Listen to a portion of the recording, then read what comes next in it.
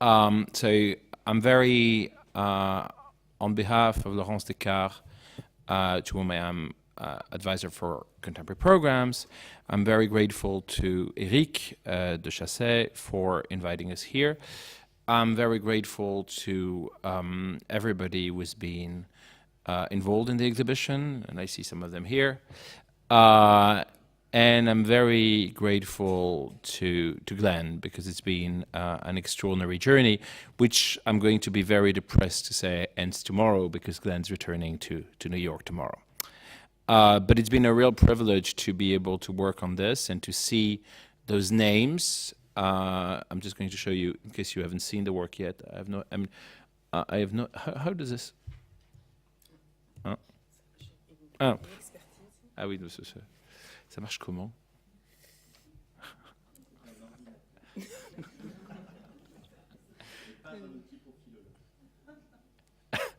C'est un ordinateur qui marche pas, donc c'est vraiment pas. We'll just describe it really well. Okay. So if you think of the names,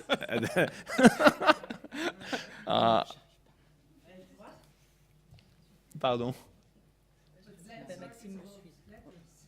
Yeah. Yeah, but it's.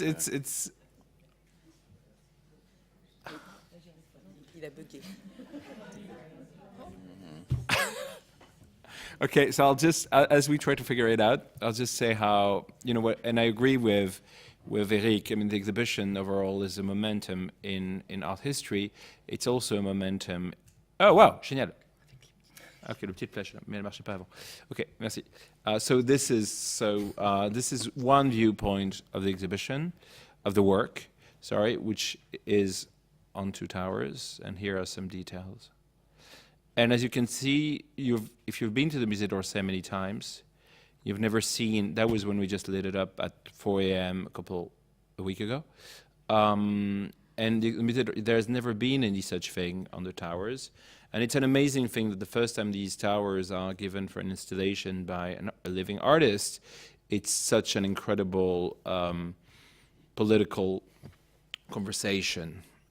And art conversation and human conversation. So as you see, these different pictures highlight some names, and here at the end you have Laura's name, the name of the maid in Olympia, which was at the center of Denise Morel's original research.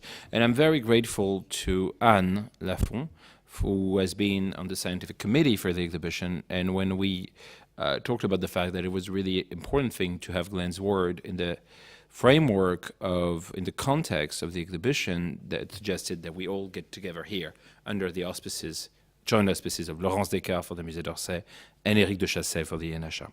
So the way I think today might be structured tonight is that, if what we're going to do, that we will have a first half of the conversation, or maybe a third, which will focus on Glenn's project itself, trying to give you some content of how it worked out, how it started, and how it evolved, and maybe how Glenn is feeling now that he's leaving us tomorrow. And then there will be a second half, that will be more something I will interrogate you about. But of course, as I was the sandwich acquirer and assistant to Glenn for a couple of months. And then Anne also was done a lot of work on Glenn's work. Will ask more questions about, especially a project Glenn curated the Pulitzer Foundation in St. Louis, Missouri 2 years ago, and then a number of questions. And we will end with a sort of apex with I Am a Man, which is one of Glenn's, a work that is really a masterpiece of contemporary art, American art, modern and contemporary art period, and many other things. So I just wanted to start, Glenn, I just wanted to ask you how you feel to be in the same museum as Gauguin, going back to our early encounters. Huh, that's interesting. First of all, thank you for the invitation to speak here, to speak with Anne, which is a great honor. and to speak with you, though we've been Which isn't speaking for months. Isn't a great honor anymore. You that's- make very good sandwiches. Or you buy them, actually. We were locked in the museum when we were doing the installation, so Donatien rescued us with sandwiches. You know, it's always interesting to work in a context that is not an American context. So I knew from past visits that d'Orsay is an important museum in France. It presents a kind of story of French art, and many of the projects here do not involve contemporary artists. So I knew that that was a special kind of invitation that was being offered. But I think what was interesting was it was being offered in relationship to a particular exhibition. And that was more interesting to me than just simply showing at the Orsay. I thought the dialogue between the ideas in that exhibition and my work was something I wanted to explore, and you provided the platform to do that. But it was really about thinking through this new scholarship on these black models and thinking through how I might make a piece is in some sort of dialogue with that new scholarship. So. And you said that the invitation was also about you engaging the interaction, the intersection between your work and what the exhibition was going to be about. So how can you elaborate a bit on that, Well, please? I think, you know, a lot of my work is text-based, both in paintings and the neon work. It starts with a response to a text, or it transforms a text, or it thinks through a text, or alludes to a text. And so when we first talked about the exhibition, which I'd seen at Columbia University, the Wallach Galleries, at the Wallach Gallery, the show was called Posing Modernity, and it was a smaller exhibition. And so when you approached me about the idea of it being here and in the context of a collection that many of these works were already in, but also in the possibility of borrowing from the Louvre and various other institutions, you asked me, could I think of some project maybe that could, you know, be in dialogue with the show? And I threw out, as one does, you know, first thought, maybe best thought, or just sometimes first thought. But the first thought was, oh, you have all this new scholarship around the names of the models, just put them up in lights, but not even thinking that that was a proposal, and suddenly it was a proposal. And so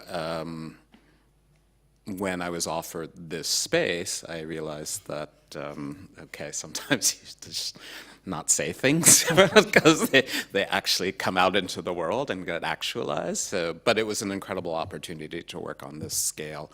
But working with these names, working with a text, you know, so I got very early access to the curators for the exhibition and some of the scholarship and documents around the exhibition, which was super helpful in thinking of the project. And so it sort of evolved from there. And talking about text, I mean, I think what is the state? What is A, the source, even though you won't completely describe it, and B, the status of those texts? How do you deal with those texts that are in neon? What are they to you? Well, they are, I mean, and as I say, putting names up in lights. I mean, maybe that's too an American phrase, but it was this bout of gesture of a kind of new visibility, you know. I mean, the interesting thing about this exhibition is that many of the paintings in them are already known. You know, Manet's Olympia wasn't discovered last year. It's been in the collection for many, many decades. But the work around it, the scholarship around it, is new. And so that was interesting. So suddenly Laura, who is the figure of the maid in this painting, whose name I don't think I ever knew, though her name was known. Mm-hmm. So that's interesting to me. Like, oh, I knew the name of the other person in the painting, which I can't remember now. Victorine Laurent. Okay, there you go.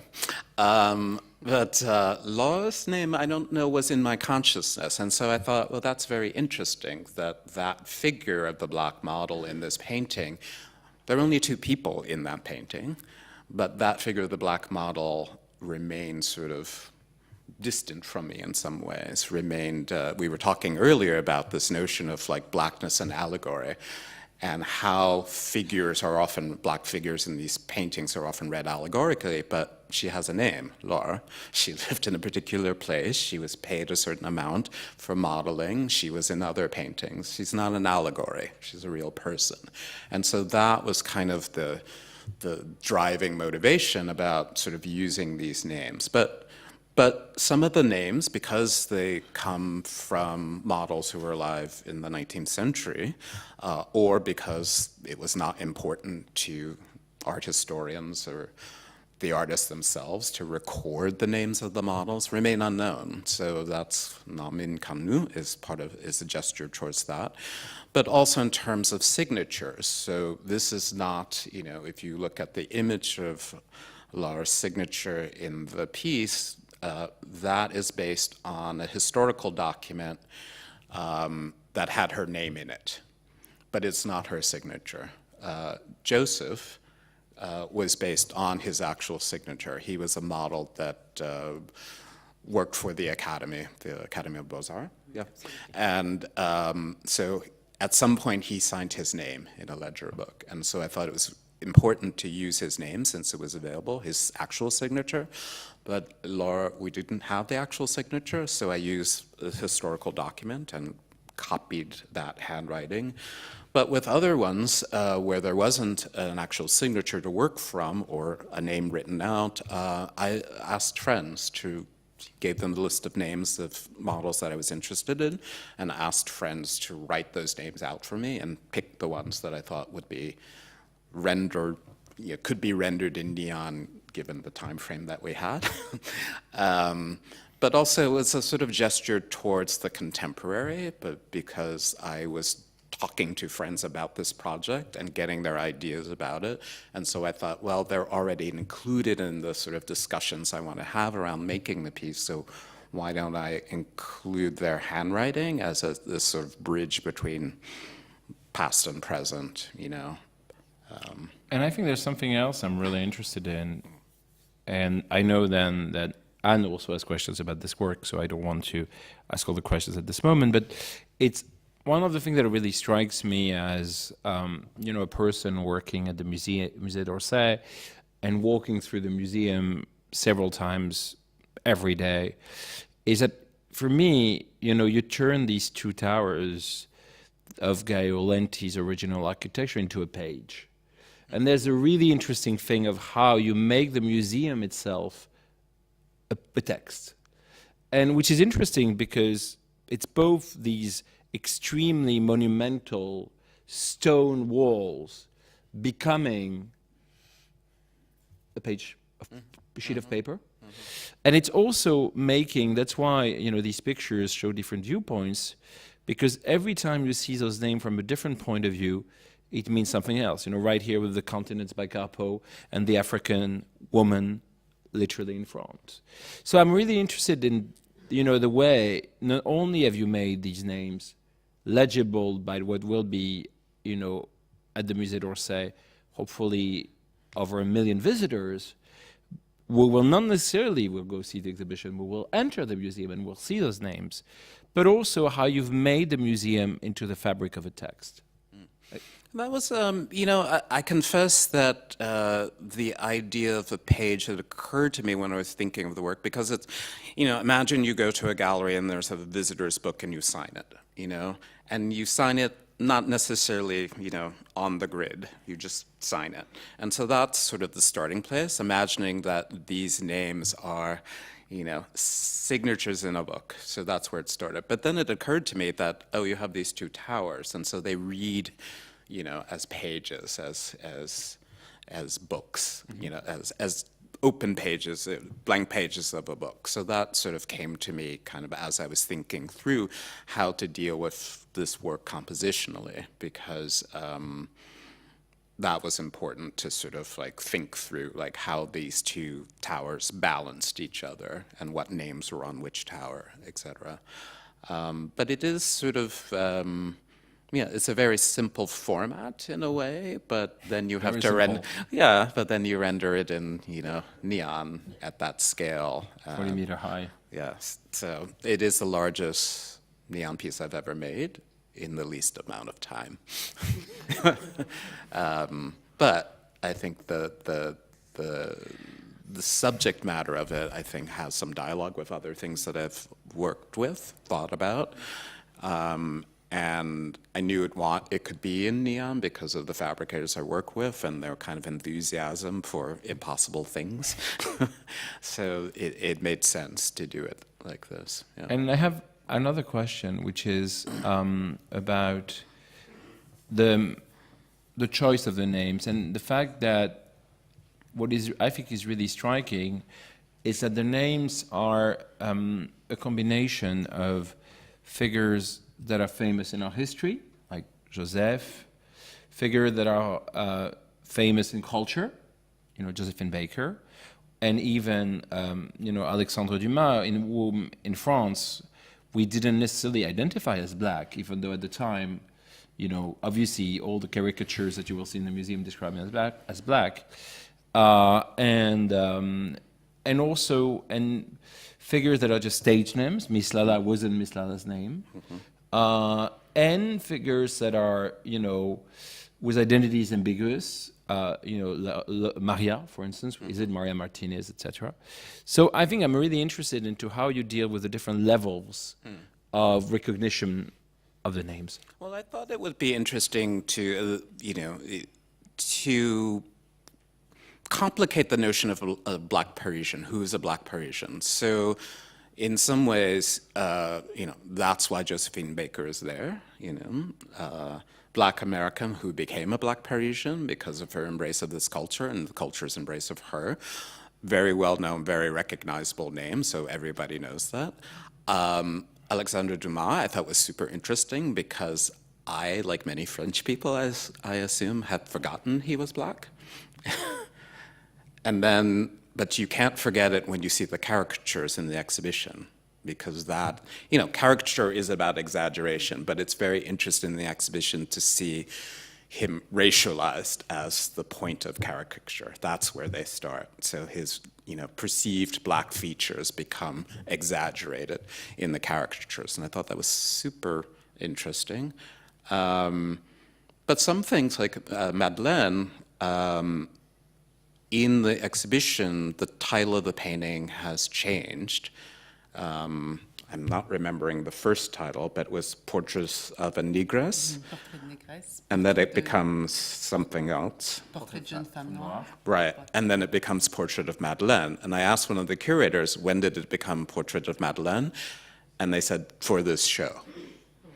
So super interesting that is a kind of intervention in art history that can be made by this new scholarship, but also a decision.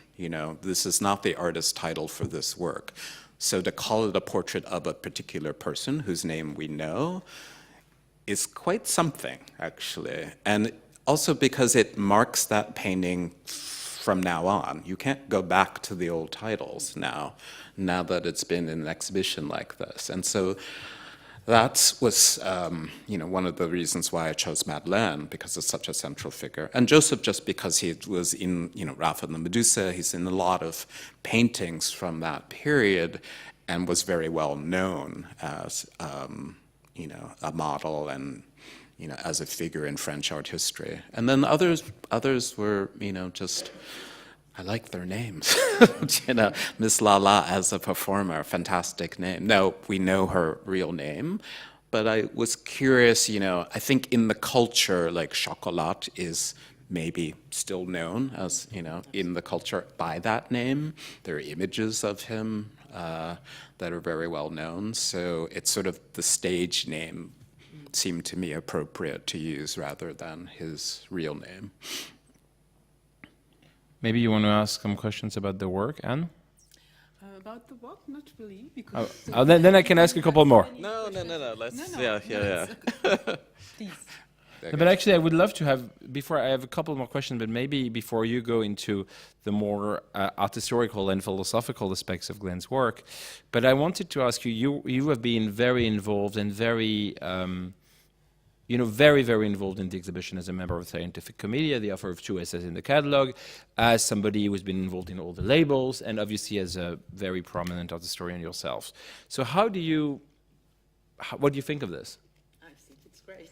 Yeah, but How could I say that in front, something else in front of Glenn Ligon? I've been admiring his work for a very long time now, and I think what is really interesting to have in Paris, because we had the chance to have him already in the exhibition in September at the Gallery, so it's really, we are very lucky to have his intervention in the museum. And what is symptomatic of his work, as he said, he has always been working, or a lot working with the writing.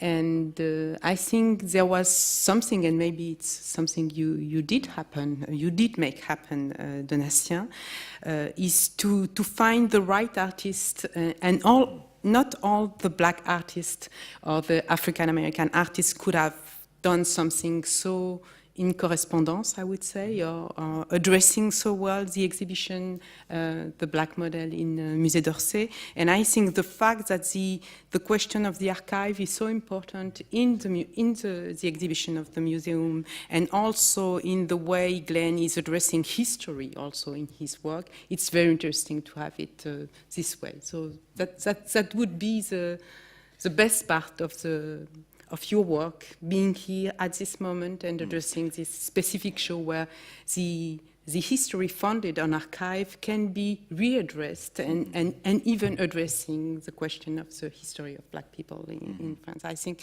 it's Donatien. I mean, well, thank you for my part. But I mean, I think when Laurence Descartes and I considered, we never, it wasn't like we thought of who to invite. I mean, you were a miracle, Glenn.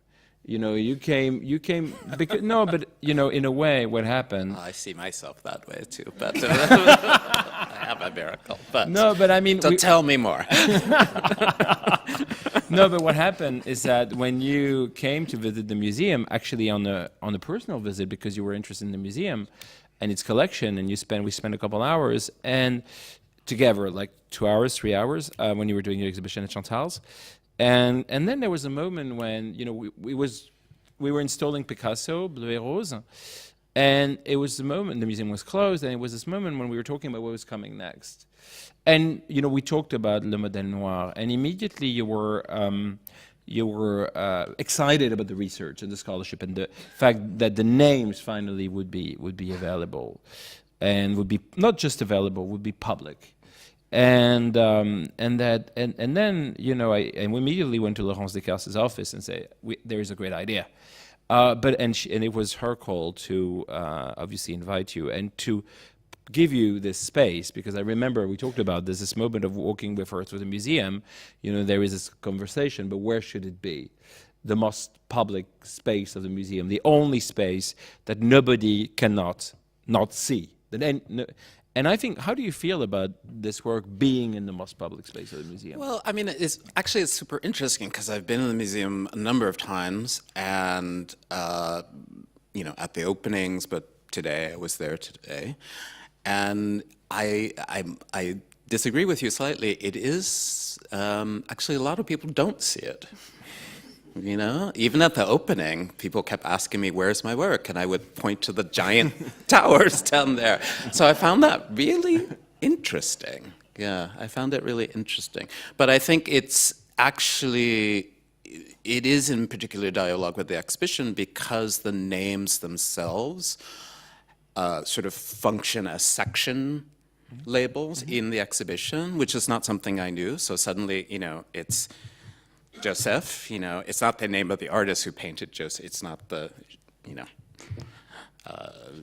it's not the section, this artist, it's a Joseph section, it's Madeleine's section. And I found that kind of nice correspondence to what I was doing in the work, the neon work, and not something that I knew was going to happen. So that was actually quite nice.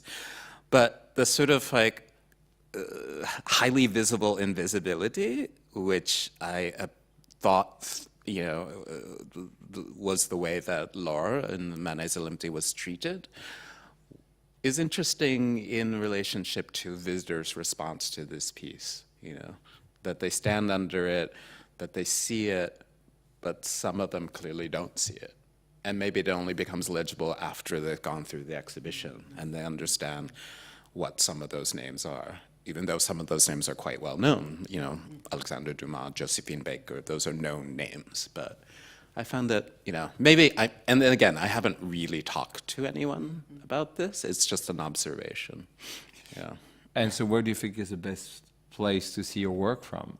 Is there a best place to see your work from? No, and that is actually what's great about that site, is that it's visible from many different vantage points. It's hyper-visible, but it's also visible for people who will never go in the exhibition, but they will see it coming out of any other galleries that they're going to be in or stand under it. And, it's a presence. It's about presence, and whether the presence is acknowledged or not acknowledged, it is about, part of the piece is about this sort of unmistakable presence that's either seen or not seen, And how do you feel? And I'll just that will be my final question from my section, because I know Anne has has many more questions to ask. But how do you feel about the fact that the names? You talked about bringing them to the contemporaries through the rewriting, and how do you feel about the fact that those names have been? You arrange for them to be appropriated by other people's writings, to be demultiplied, to be reinterpreted. So how do you feel about where those names are now? Now that they're in the show, up in light. How do you feel about it? Well, but it's, I think the exhibition is about, beginning a dialogue or highlighting new thinking about how to talk about this work in the exhibition. And so I don't think of just my piece as a kind of like, okay, now we've arrived and there's nothing more to say because the names are in lights. It's about a kind of conversation, an unfinished conversation, basically, which is art history, the fact that new scholarship is being written, people will reinterpret these works again in another generation. That's what art history is. It's this unfinished conversation. So this piece is just part of that somehow. Okay, thank you. Then I hand over the word to Anne. Thank you, Donatien. No, I wanted to go on with the question of writing and also of labels and how you name arts or works of art, because you have been working with the Pulitzer Art Foundation, where you have been curating an exhibition in St. Louis last year or 2 years ago, I see, so Blue Black, and it's very interesting because in this specific place, I've never been there, I wish I could, I've only seen photographs of your curating of the exhibition there, and it's a place where there are no labels. Right. So they exhibit the paintings or the works of art without giving any labels. So I wanted to hear you a little bit more about this experience confronting with the fact that you have been talking about the labels in the Black Model exhibition. Also, what does label to the work of art, or what doesn't it do? I think, the Pulitzer Art Foundation is a private art foundation in St. Louis, founded by... Please, excuse me, which is the place where Josephine Baker is born? Yes, exactly. Founded by the Pulitzer family of the Pulitzer Prize and all that. Initially, the building, which is a Tadeo Ando building, was meant to house their art collection. And the couple, Joseph and Emily, Joseph died, and Emily, who was trained as an art historian, actually worked at the Fog, I believe, at Harvard, decided to shift the program of the foundation to do exhibitions. But the building itself, maybe we can get the building itself has some permanent art installations in it, and you can see at the back, we go back to the first image, yes. At the back of the space is this blue-black wall sculpture by Ellsworth Kelly, and that's permanently installed in the building. The building's about 10 years old. And so I was invited to do an exhibition of my work there. And when I kept visiting over a couple, maybe over a year, went 2 or 3 times, I kept seeing this Ellsworth Kelly and kept thinking about its title, Blue Black. And I just said, well, I'm sure, you know, if you just take those 2 words, blue and black, you could do a whole exhibition around how they appear in art. But somebody must have done that, right? And they said, no, nobody's ever done that. But I said, well, that's an obvious exhibition. So instead of doing an exhibition of my work, why don't I do a curatorial project that's in dialogue with this Ellsworth Kelly piece? But it also had it's very interesting you said there are no labels, because I had a very strange experience every time I walked in the gallery and saw that work, and particularly the first time I went to the Pulitzer. I had an oral hallucination that Louis Armstrong was singing, "What Did I Do to Be So Black and Blue?" And so strong the first time that I thought somebody's playing it on a radio somewhere in the space. It was that strong. But of course, you know, I started thinking like, oh, well, that's a hallucination, but that actually is an interesting way to think about this piece, not the way that Ellsworth Kelly would think about this wall sculpture entitled Blue Black, but how one might read or create a web around these ideas, around those 2 particular colors and how they play out in many different kinds of artworks. So that's where the exhibition began. But it's also interesting about Pulitzer doesn't put labels next to the work because it's an idea of, you experience the work and there are docents and things to talk with there, but it's about this kind of pure, in quotes, experience of the artwork. But no, no experience of an artwork is pure in that way, and so my sort of hallucination around Louis Armstrong made that work impure in some ways, or made that work complicated in an interesting way, which any viewer to an exhibition brings that, but it was so specific and strong to me, and I thought, oh, that's a really interesting place to start. But also, I don't know if, we'll stay on that slide for a second. Also, one of the things about having no labels is that the exhibition design had to do a kind of work. And so in the first room of the exhibition, which is what you see here, to be frank, I stole an idea from a fantastic painter named Lynette Yaidon-Boake, who's a figurative painter. She's probably shown in Paris, based in the UK. Does images of Black people, men and women, in their paintings. She paints a painting a day, basically. So you see a painting, it's been painted in one day. And they're not portraits in direct observation, they're composites of images she's seen or memories of people. So they're this sort of fictional images of Black people.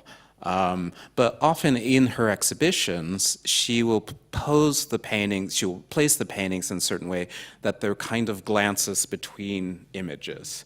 So a portrait of man, and he's looking this way, and he's looking at another painting that has a figure who may be looking somewhere else. But there's this sort of very intentional dialogue of glances between the paintings in her exhibitions. And when I was setting up this room, I thought, I want that to be at the front of the exhibition, this sort of exchange of glances. So Kerry James Marshall's Black policeman is looking at I don't know if we have an image of it, but of a Carrie Mae Weems photograph, Blue Black Boy, Simone Lee's portrait called Dunham, actually, on the dancer. Catherine Denham? Yeah, Catherine Dunham, who's also from St. Louis, looking at the black policeman. And then on the right side of the screen is Jack Whitten self-portrait. So it was about sort of in that first gallery, setting up these sort of glances across images of blackness glancing at each other across from these different works. So that was the beginning of the show. And partially that was because it was located in St. Louis. And after, Ferguson and after the sort of turmoil of that moment, the ongoing turmoil of that moment, I thought it was good to put up front this kind of, in a way, a community, or gesture towards this sort of community of glances between these works. So that was the first impulse, and I think that did come about because there wasn't a sort of wall labels or didactic text telling you this is what this room is about, so I had to enact it, with the works that were chosen specifically. What other images do we have there? So that's another room where that was really thinking about landscape and light, so a Crousel painting on the left and Augustin on the right.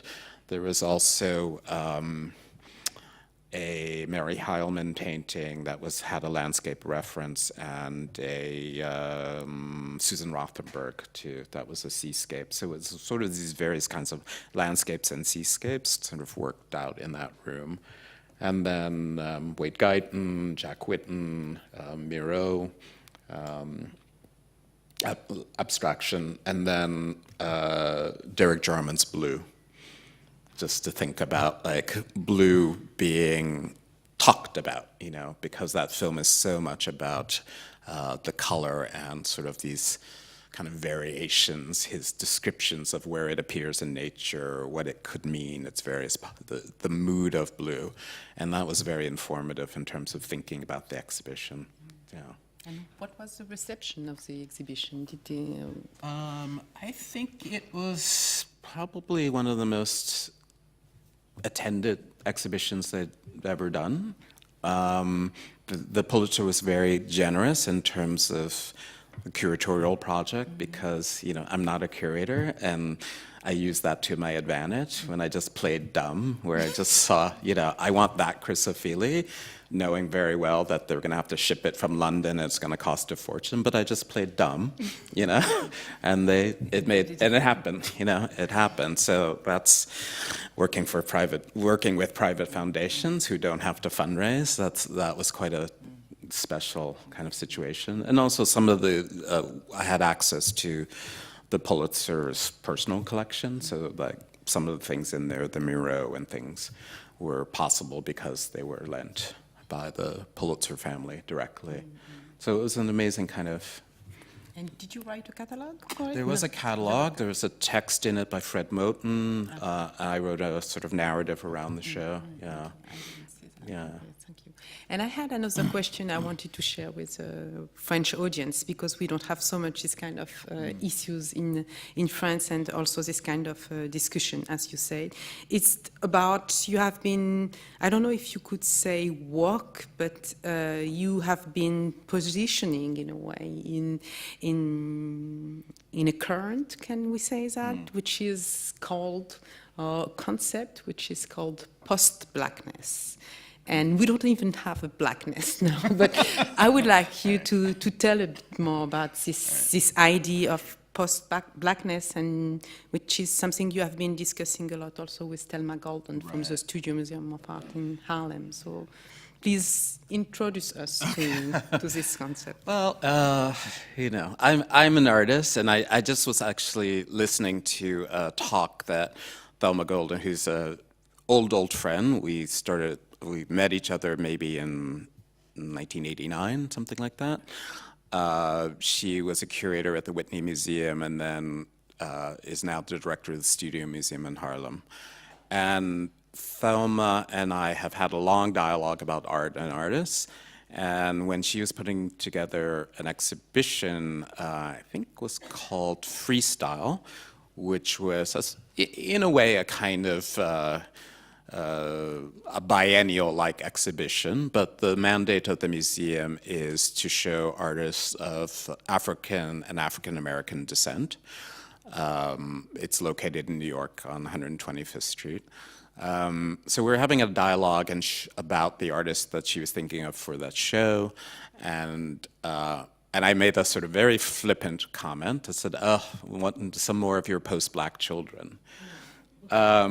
And meaning that the artists that she was looking at were, in her words, in a way, deeply investigating Blackness, but not in ways that were recognizable maybe to an earlier generation whose politics and imagery were about a sort of, to be a little bit unfair, very bounded, fixed notions of what Blackness is. And she was seeing in the work of these younger artists, also investigating Blackness, but taking very heterogeneous and very abstract, in some cases, takes on Blackness, very idiosyncratic takes on Blackness, mixing it with other kinds of investigations, and not feeling any kind of responsibility, to earlier generations who dealt with similar subject matter. And she was looking at artists like, Rashid Johnson or Mark Bradford or Julie Moretu, so think about their practices and think about that in terms of the relationship to this question of, post-Black art. But what was very funny was when I was listening to this talk that Thelma did at the Tate a couple of years ago, all of the questions at the question and answer period said, okay, so, do post-Black, in post-Black art, is there a space for queer desire, Or do post-Black artists not want to be included in shows that are only of artists of color? So it was this funny moment where you realize a term that's very loose and has become a kind of orthodoxy, that over many years as if there is such a thing, or artists who call themselves post-Black, which there is not. So that's what's interesting about the term. It was really just a way to describe a feeling, something that was being seen in the studios, and a way of investigating or making art, not to create a kind of another box, basically, another sort of like way of doing things that had parameters around it that could not be, punctured. Yeah. But maybe it's the difference between the theoretician of post-Blackness and of the practitioners or artists. They don't want something to be labelized or fixed when it comes from artists. But when it comes to theoretician, I think something has been durci, I don't know how you say it, hardened by the fixity of the theory in a way. So maybe it's something also which... I think it comes, exactly. It comes through people writing dissertations, and having to sort of explain what they mean in very kind of, in a way, too hardened a way, But can I just ask one question? But I think it's also something to go back and forth between this discussion, general discussion of concepts and their relation to your work and your views on them. It's also something you thought a lot about in relation to des Parisiens noirs. How would they call themselves? How would Laure call herself? How would Jeanne Duval call herself? Well, that was a question when we had a curatorial meeting, and people around the table were sharing their research and showing me documents, and it was just a question because there's a lot of Jean Duval, who had a relationship with Baudelaire, was mixed race, I guess, or I don't know exactly. But the question around the table was, I was seeing these documents, they were describing her, negress, neg, whatever the words were. And I just asked, well, what did she call herself? And it wasn't a question that could be answered at the table. And I thought, well, it's very interesting that is this the category? Is this, the documents don't exist? Is was her voice not important? So we don't have a direct, she didn't write a memoir, so we don't have what she called herself, what she imagined herself to be, in the way that we, Alexandre Dumas, apparently, I don't remember exactly the story, but says to someone, I am black like you. I forgot who he's talking to. I think it was when he was attending a show with Ira Altridge, which is an African-American actor who came to Europe to make a career. And he was so fueled, I would say, by the show of this man.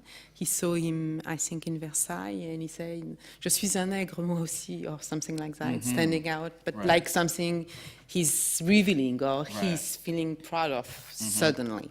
Yeah, which is very interesting because my understanding of how he's dealt with as a French writer, that self-declaration has no place in that, almost. It's sort of this interesting. Anne?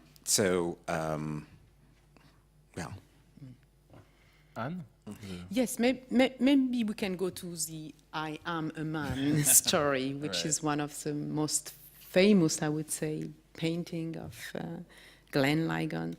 And it's so interesting also to understand how the writing is becoming material and how the stratification, I would say, or the levels of the making is in dialogue with the original sign. I think he will tell you where does it come from. Right.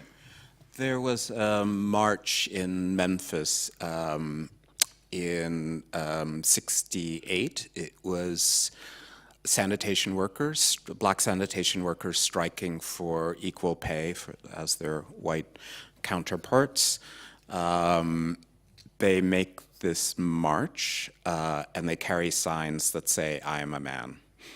And it is the march that Martin Luther King has come to Memphis to support when he's assassinated. And so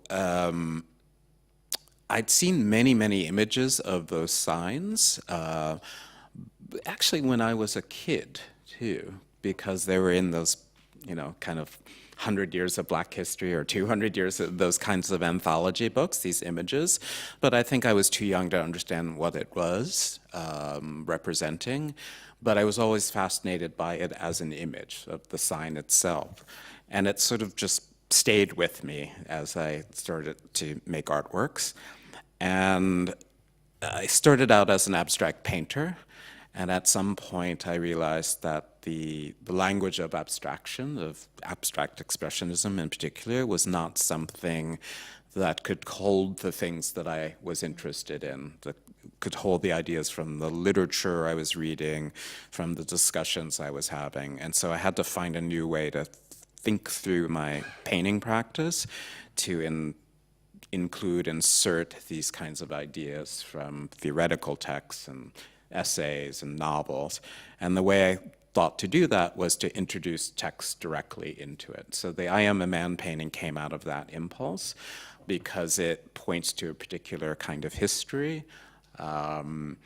It is autobiographical in some sense because of the word I. And a lot of a lot of the work that I was doing in that early period included texts that had the word I in it. So there was always this confusion about, was the I me, the painter, that's speaking, or the I from the text, and what, who was actually speaking in the paintings. And also because it was, the sign, the original sign was in black and white, and I thought, well, that's a way to start. Introducing color outside of that was too difficult for me, so a lot of the early work was black and white. But the thing about this painting, and it was made in 1989, I think, or 88, 89, is that it was painted over an existing abstract painting, because, poor art students, have to use the things that are around. Painted with enamel, sign paint, and oil paint, and those two things don't really go together. So when I started making this painting, it started cracking immediately. And several years, maybe 10 years later, I talked to a conservator friend about this painting, and he said, oh, let me do a condition report for you. And I said, what is that? And he said, oh, it's when we write down all the things that we would address to conserve the painting. And I really loved that, and I made a set of prints based on this condition report that my conservator friend made for me. And I love the idea that this painting was changing kind of immediately. The moment I made it, it started changing because it started cracking and things like that. And it seemed to have some relationship to how we view history, you know, in terms of there's one, you know, a particular historical moment, and it's read many ways, but there's a sort of dominant narrative of how it's read, and then that narrative changes over time, where new generations start looking at it, rethinking about it. Would it make sense now to have a march with black men carrying signs that say, I am a man? But very interestingly, this sign has been adapted for other kinds of marches. So I saw recently, I think a year ago, there was a march in Washington, big signs that said, carried by children, that said, I am a child, in the same format. And I thought, oh, it's so interesting that that kind of circulation of an iconic image, it circulates out and then comes back in a different form. So that's one of the things that I was interested in this painting, that it's sort of this unfinished, you know, it's still in process, it's still kind of changing and cracking. It's not stable or fixed, much like how we deal with history or deal with our interpretations. So. Thank you very much, Thank Glenn. you. Thank you. Thank It's you great very to much. have this conversation with you both. I think we can take, maybe you all want to rush to the Musée d'Orsay, which is Open late it's open late tomorrow, so you want to be started and be at the door waiting to get in to see Glenn's piece. But if you have questions, maybe Glenn, you'd be happy to take. Sure. So There is one. I'll do. There is I one. can go, I can go. Non, non, j'y vais.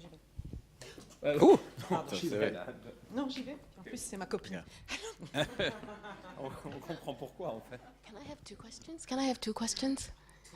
Okay. Well, I was only going to ask one, but the last comment made me think of another. I am a man. I wondered if, you know, of course there was the abolitionist rhetorical question, am I not a man? So I just wondered if you could comment on the relationship between this declarative, performative act, I am a man, in relation to the question. But my second question, and this one I'm really desperate. I just learned for the first time that the previous show is called Posing Modernity. And as I went through your exhibition, I was thinking about le modèle noir, and maybe you can answer too, Anne, the definite article, the black model.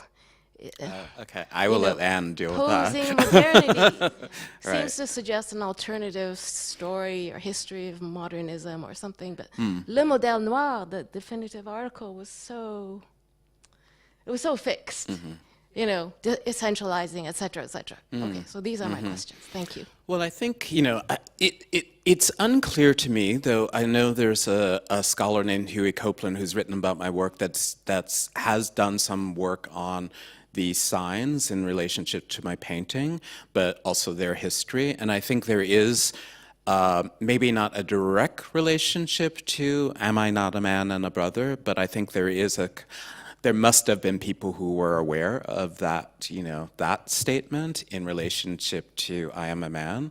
But I think I am a man, you know,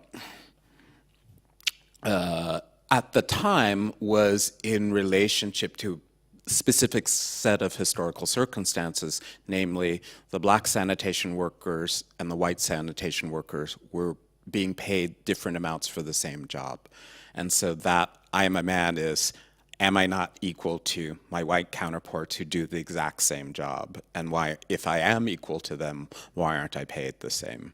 And so there was this, I think, a very specific reference, but of course it does have some, you know, direct relationship to notions of masculinity at that moment, you know. But curiously enough, there was a march after, if I'm getting this history right after Martin Luther King's assassination, and there are women carrying signs that say "I'm a man," and they've added the WO, which is fantastic. So even at the time, there was this kind of alteration of that sort of very declarative statement. You know. But maybe I'll let Anne deal with the change in titles. Yes, maybe if you don't mind, I will answer this question in French because it's really a French question, or a question of language. So I think I will have to, and maybe I can try to translate it later to you, but I'm not sure of my English to say. He'll translate. Okay, so I say it in French. Alors, c'est tout à fait juste que la version américaine était autour de donc Posing Modernity, et que la question, de toute façon, dans le travail de Denise Merel, qui est donc la commissaire de la version américaine, se tourne autour de finalement faire une sorte de démonstration, ce qui est le propre aussi d'une thèse, qui est à la base de son travail, autour du fait que l'apparition même de ces communautés noires dans le monde des arts visuels et des arts en général, des beaux-arts à la fin du 19e siècle et au début du 20e siècle, serait finalement un levier pour passer du côté de la modernité, en quelque sorte. Donc ça, c'est sa proposition, c'est son hypothèse dans son travail. Donc ça collait parfaitement à, je dirais, à l'exposition américaine. Dans le cas de l'exposition française, de mon point de vue, là, et je vois du coup les regards du musée d'Orsay, je me dis, bon, c'est ma version de la manière dont ça s'est fait. Je dirais il y a deux choses. La première chose, c'est qu'on a d'abord traduit The Black Model, qui était le titre de travail. C'était pendant très longtemps le titre de travail. Le modèle noir, et tout le monde disait, ça va pas, ça marche pas, etc. Et le deuxième mouvement, je dirais, à l'initiative de cette exposition, c'était donc de la faire commencer beaucoup plus tôt, en fin de compte, autour de la première abolition de l'esclavage en 1794. Et de fait, la question de la modernité ne pouvait plus être centrale, puisqu'on n'était plus entre Manet et Matisse, mais vraiment dès la fin du 19e siècle. Enfin, on ne pouvait plus le poser de la même façon. Et par ailleurs, le modèle noir, moi, je trouvais ça aussi peu satisfaisant, à la fois le singulier, à la fois toutes sortes de choses me semblaient insuffisantes dans un premier temps, mais le titre a tenu bon. Donc moi, j'ai pensé qu'à la fin, il fallait se poser la question à l'envers, c'est-à-dire pourquoi il tient bon et pourquoi finalement il fonctionne comme titre. Et je pense qu'il y a une raison, je pense que maintenant je l'assume très bien. D'une part, le singulier, c'est le propre du discours sur l'art, on peut le critiquer, on peut le penser autrement, on peut le faire autrement, mais tel qu'il s'énonce, en tout cas depuis le musée d'Orsay ou depuis le musée du Louvre, c'est toujours un singulier de majesté qui renvoie aux grandes catégories comme la peinture d'histoire, le portrait, etc. Donc il aurait été bien, suspect finalement que lorsque l'on adresse ça dans le cas des modèles noirs, on choisit un pluriel qui serait moins déterminant dans le registre du discours sur l'art tel qu'il s'est énoncé jusqu'à maintenant. Encore une fois, on peut le critiquer, mais c'est celui. Donc je trouvais que finalement, ça tenait la route. Et par ailleurs, la notion de modèle, qui dans un premier temps me semblait restrictive, s'est avérée une force et une manière quand même de se concentrer sur une chose et de ne pas faire semblant de traiter de toutes les présences noires au XVIIIe, XIXe et XXe siècle, ce qui était un peu la tendance au début. Donc on s'est resserré autour de ce qui se passe dans un atelier quand il y a un artiste et un modèle, et souvent un modèle qui est un artiste lui-même, comme c'est le cas dans le cas des modèles noirs. Et donc finalement, je trouve que c'est assez juste. C'est ce que fait l'exposition. Et ça inscrit finalement la contribution noire ou afrodescendante, si on veut être un peu plus moderne dans l'expression, dans le registre esthétique et artistique. Donc je trouve que ça, je dirais, je l'assume tout à fait. Mais c'est le titre qui a tenu bon, et c'est nous qui avons dû ensuite réfléchir à sa pertinence. Et alors dernière chose peut-être, bon là je m'étends un peu, mais bon, je le dis quand même, je trouvais que le modèle fonctionnait bien sur 3 registres.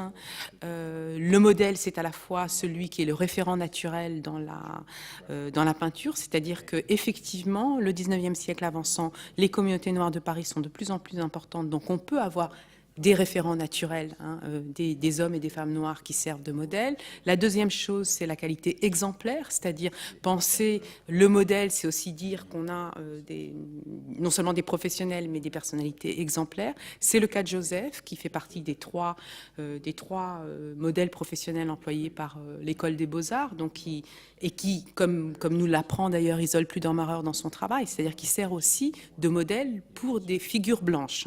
Donc pour vous dire la notion d'exemplarité. Et enfin, le modèle, ça comprend aussi la notion de réussir à mettre en place des normes qui vont être transmises et enseignées. Et effectivement, par le biais de Joseph et d'autres, on sait qu'il devient le moyen de reproduire, enfin ça s'apprend de représenter un noir en fin de compte.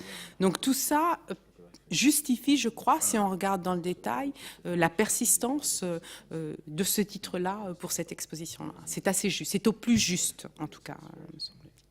Et pardon de ne pas savoir dire ça en anglais, j'aimerais, mais I can't. No, that's good. Donatien translated for me simultaneously, so that's fantastic. It's also, just to add a little bit to the discussion we were having earlier about art history written through the viewpoint of the artist, through the viewpoint of the person who commissions the painting, and what would it mean then to write art history through the viewpoint, as you said, of the model, what the models thought of it. And it's very interesting that you said it, and until now I hadn't really thought through this, but yes, some of the models some of the figures in these paintings are artists themselves. And so that's, I think, a kind of really interesting, because some figure like Josephine Baker, for example, was very aware of her image and sort of styling, and so what did it mean then to be posing for people doing her representations? That's a very interesting question. It's a way to the collaboration, and the painting is a witness of the collaboration of two artists. And for example, with Miss Lala already, it's something you can feel that it was a proposal from Miss Lala to Degas, and not only Degas that arranges what she could do and how it could suit in his position. So I think it's interesting to stick to this notion of model as something which is not a sitter. And you have two words in English for that. We don't. We always say model, but you have sitter and you have model. And it's, yes, and it's the point. In 18th century, I think we have sitters. And with Madeleine, we go to model, I think. And through the 19th century, but it helps to try to say it in English, actually. Yeah, that's super interesting. Yeah. Is there another, I think? Another question? Yeah. I will go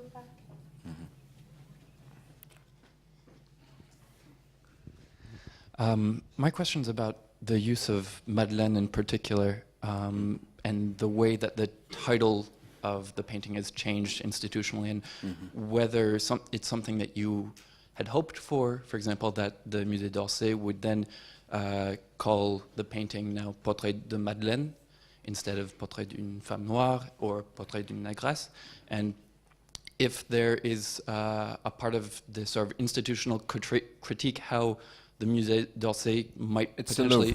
Sorry? It's the Louvre. Oh, at the Louvre, I'm sorry. How it could be also construed as potentially whitewashing the period that is being presented. How you feel about that, if that's how an angle by which you're coming at this at all. Right. Well, whitewashing is an interesting word. But no, I think, those decisions about the title of the painting were made long before I was asked to work on this project. So in fact, that decision had been made already, but I found it really, what I found most interesting was that decision was apparent on the label. So the the former titles of the painting are available to you, but now, so on the label it says Portrait of Madeleine, but the other titles are there. And I think that's a really smart way to get at this sort of change, in terms of the way the institution deals with Black subjectivity. It's a very big gesture and a very small gesture. But what I was saying that is, important is that one has to, from now on, deal with that gesture, even though the painting does not belong to the Orsay, you know? What will it go back to at the Louvre? You know, it's like, what will they call it when it goes back? You know, super interesting. I saw,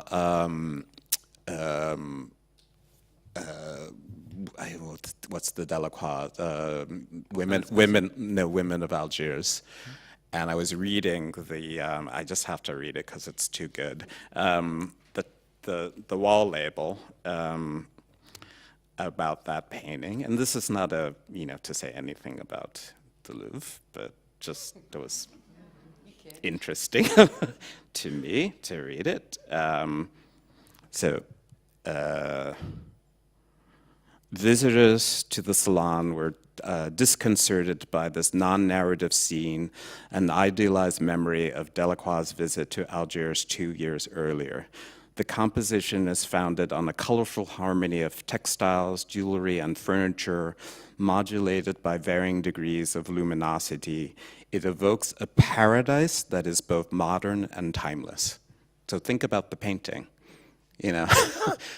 That's the wall label now, you know. And so I think one of the things that scholars like Anne and Donatien are trying to do is rethink those kinds of frameworks, you know. So. Mm-hmm.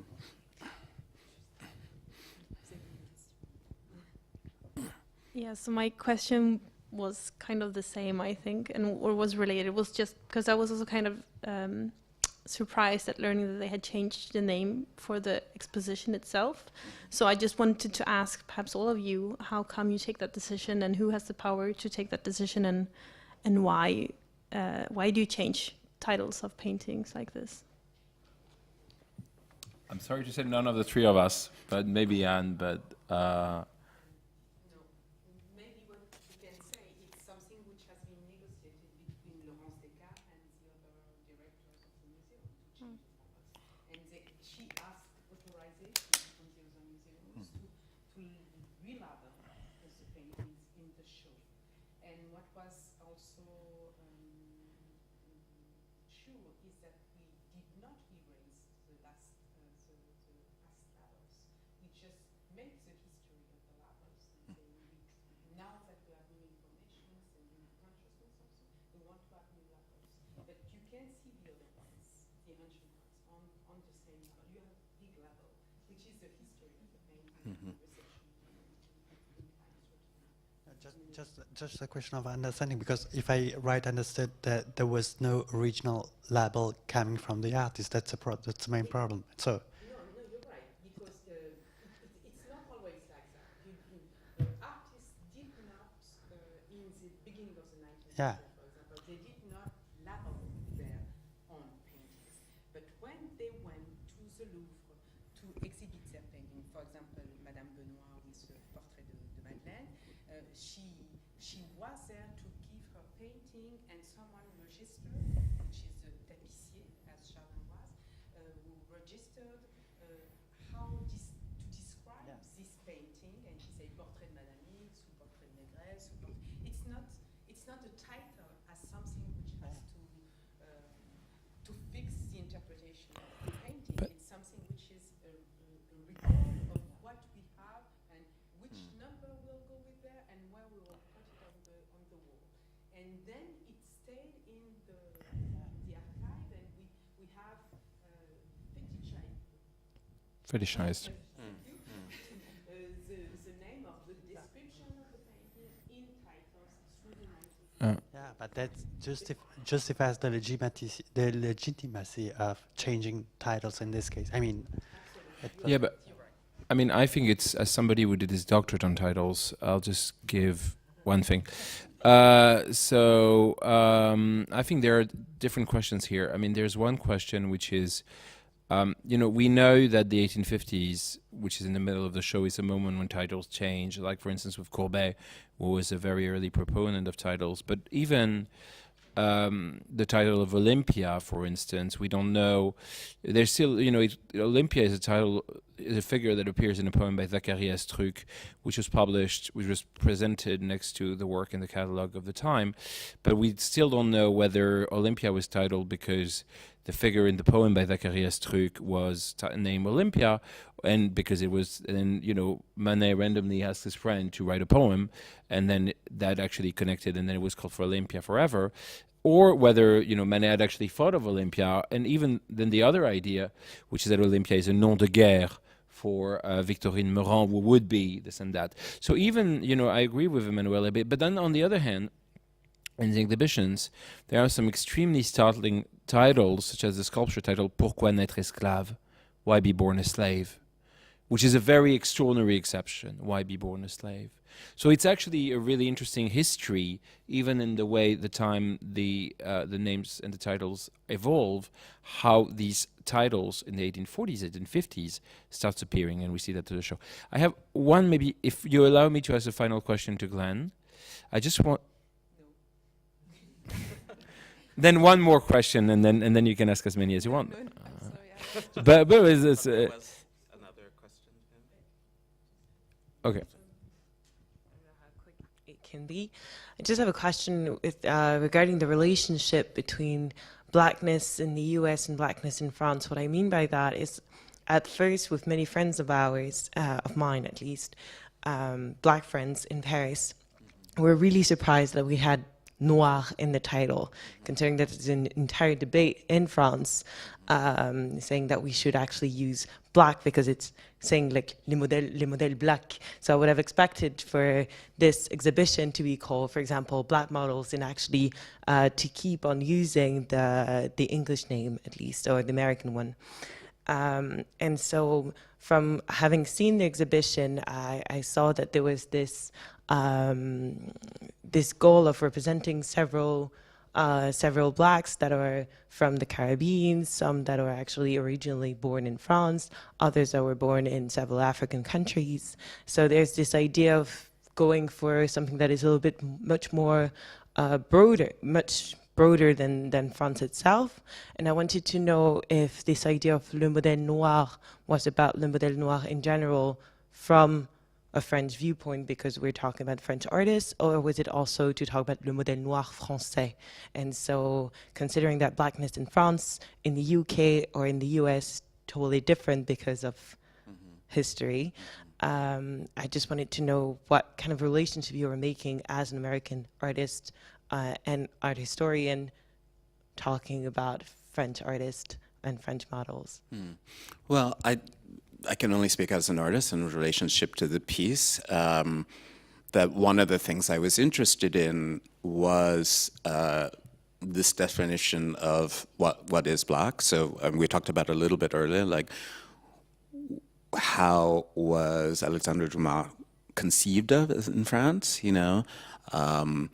Josephine Baker ends up in France, but she's a black American. So I wanted to sort of put those names together to complicate this notion of what blackness means, you know, and think about it maybe more diasporically and globally than specifically focusing on its definition in France. But I didn't curate the show, so I guess that framework, you know, Anne and Donatien can talk more specifically about. At the beginning, we didn't have any focus point, and we try to, and I think it's a good way of making it. We try to find works of art, and to discover new ones which were not exhibited with black people in it. And then we begin to focus more specifically on the Parisian communities of black people and the artists, les saltimbanques, and from circus and performers and so on. So, because we could have had many more paintings, for example, from the Caribbean in the beginning of the 19th century and through the 19th century, but it was not the idea. It was the idea of focusing on the relationship between the model and the artist, and also to understand the Parisian communities of artists and of black people, and how it was a central place also for example, for African or African American artists to come to and have a career also. So it's mainly on Parisian artists and Parisian black figures, I would say. Some black Parisians. Exactly. I think I can't ask a question He after that. understood it quite right. We have another question here. Oh. Well, thank you for coming. Thanks. Thank you, Glenn. Thank you.